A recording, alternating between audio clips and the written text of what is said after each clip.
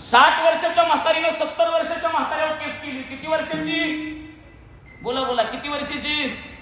60. बोला ना मग, ऐका. 60 वर्षाची म्हातारी 70 वर्षाच्या म्हाताऱ्यावर. जज साहेबांना विचारलं, ओ आजी, वयाची 60 ओलांडली, बुद्धी नाटी झाली, हातात काठी आली, आतापर्यंत प्रपंच केला ना सुखानं, आता? म्हातारी म्हणली, जज साहेब काही करा, पण आताच्या आता सोडचिटी पाहिजे. 60 वर्षाची म्हातारी, 70 वर्षाचं म्हातारं, लक्ष द्या. जज साहेबांनी सांगितलं, आजी पिकलेलं पान आहे, गळून पडायचो, 12त 8 गेले, राहिले 4, जगा. म्हातारी म्हणली, तेवढे केलं असतं साहेब, पण भानगड असे माझं म्हातारं आहे म्हणे बहिरं. बहिरं कसं? कसं बहिरं? तुम्हाला ऐका येते सगळ्यांना?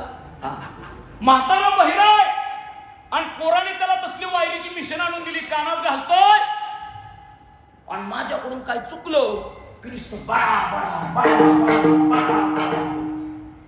बिघडलेलं असं ती बडा बडाच करत. ऐका साहेब म्हणलं, ऐका ना आजी, बडा बडा करताय ना, मग करू द्या ना. आजी म्हणली, जज साहेब तेवढं बी सहन केलं असतं बरं का, पण नुसतं मीच चुकत नाही, मग त्याचं बी चुकतंय की. मग जज साहेब म्हणले, त्याचं चुकतंय तर तुम्ही बडबड करायचं. आजी म्हणले, कुणाला बडबड करता? इथं थुकतंय, तिथं थुकतंय, आणि बडबड कराय गेलो की कानातल्या वायरी कडतंय, टुकू टुकू बघतोय. दुसऱ्याचं ऐकाय लगेच येतं आम्हाला. लक्ष द्या.